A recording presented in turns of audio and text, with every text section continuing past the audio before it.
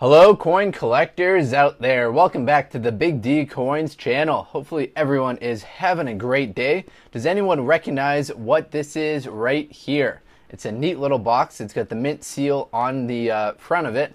When we flip it over, it'll become very obvious. Take a look at the lettering at the top, United States Mint Proof Set 1990. Now the reason why 1990 was selected for this video is because there is a valuable error coin out there associated with the 1990 proof set, and it is the 1990 No S Lincoln cent. There are estimated to only be about 300 of those coins out there. And what that consists of is a Lincoln penny, which we'll take a look at under here, that does not have the S mint mark on it. So all of these coins that come from the proof sets should have the S mint mark on it, indicating that they were made at the San Francisco Mint. So that will be the main focus of today's video. We'll also discuss some of the basics associated with the proof sets. Now the proof sets, especially the older ones, aren't too expensive. When these sold, they generally sold directly from the US Mint for around $10, and they're worth about $10 today. So if you bought one of these hoping that they would appreciate in value, unfortunately they haven't, but there's one big caveat to that. If you have one of the error coins that we're going to discuss today, that can be worth a lot of money. So all the proof sets in their original packaging come with a note card like this. And the third paragraph is really the key essential section of this. It really illustrates the difference between a proof set and a mint set. So let me just read to you what this paragraph right here says. It says the surfaces of the coinage dies for striking proof coins are meticulously processed to create a frosted appearance for the image of the die. Background surfaces is polished and buffered to a mirror-like finish. The dies are also buffered during the striking process. So what that's illustrating right there is that these coins right here have a fancier, glossier finish to them.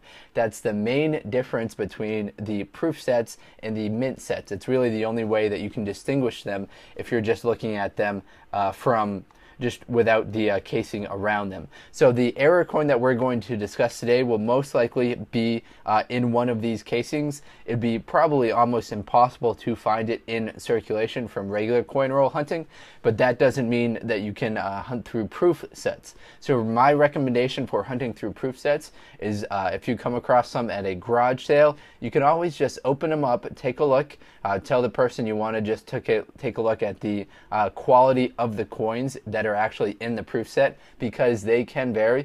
And then once you do that, take a look at all of the different mint marks. Just go through quickly and make sure that they all have the mint marks that they should, which is that S mint mark.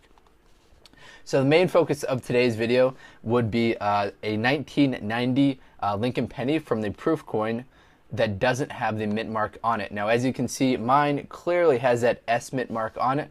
So we'll move over a little, get a little bit better focus, and we can see dated 1990, and it's got that S on it. We flip it over to the reverse side of the coin. Nothing really special associated with the reverse side of this particular error, so we'll focus back on this side right here. And let me get you some information that comes from the PCGS website regarding this particular error. So the modern coins issued from 1965 to date, the proof 1990 No S Lincoln cent is considered a beast, to say the least. Primarily because less than 200 examples exist. It is from an extremely dynamic, popular series. It is the only proof coin from 1909 to 2009. So that's when 1909 to 2009 is when we had the regular Lincoln Memorial reverse. Then in 2009, they switched it over to that special series, which we've talked a little bit about on this channel. So it's the only proof coin from 1909 to 2009 in the entire Lincoln cent series, which is missing the extremely significant mint mark, which is missing a extremely significant mint mark.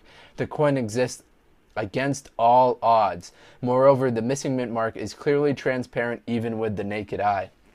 So a lot of the double dies and different type of errors that we discuss on this channel require a microscope or a magnifying glass to really see the error. The cool thing about the no mint mark proof coins is that you don't need a magnifying glass at all. So let's just take a quick look around the different coins so you can see what they look like, and then we'll get into the prices of the 1990 No S proof coin. So here we've got the Jefferson Nickel. We can see the proof mark quite clearly, excuse me, the mint mark quite clearly right down here.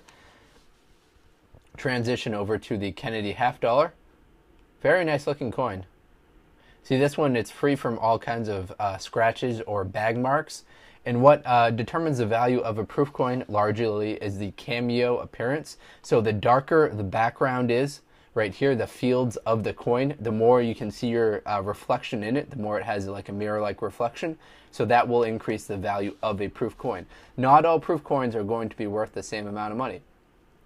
Here we have the 1990 Washington quarter. We can see quite clearly the S mint mark on it. And then we have the Roosevelt dime at the top right, and we have the S mint mark on it right there. So we got 1990 and then the S mint mark. So there are some other errors out there associated with no mint mark proof coins. This 1990 is the only one that I'm aware of that's associated with the Lincoln penny. So let's get into the prices of these. Because they are proof coins and they haven't been circulated or tossed around too much, these grade quite highly. In fact, PCGS has graded 53 of these at a mint state 69. So just for you that aren't familiar, the scale goes up to 70. So a mint state 69 is essentially almost a very, very close to perfect coin. So they've graded 53 of these at a mint state 69, which has a price guide of $6,500. Now that doesn't guarantee it's going to sell for $6,500. In fact, one most recently in March sold for $9,600. So the person brought it to auction. It sold at a heritage auction. It was graded by PCGS. So my guess is they brought it to auction thinking that it'd sell for around $6,500. And wow, look at that. It sold for $9,600. That's the highest one that's recently sold. There was also one that sold at the same heritage auction. That was a mint state 68 that sold for $3,600. So there's quite the premium that's paid between a mint state 69 and a mint state 68 for these proof coins. So keep that in mind. However, if you've got one that's even graded kind of on the low end, the lowest that I've seen that PCGS has graded is a mint state 64. And that even has a price guide of $2,500. So if you've got any of them that have that missing S to it, any proof coins that have missing mint marks are going to be worth a lot of money. And they'll generally be in great condition because most of their life, or all of their life, will have been spent in a proof-like case like this. All right, everyone, that's all the info that I've got for today. Keep your eye out for proof coins that are missing mint marks. That's the main takeaway from today's video. All right, everyone, thank you very much. Best of luck coin collecting out there. Enjoy and have a great day.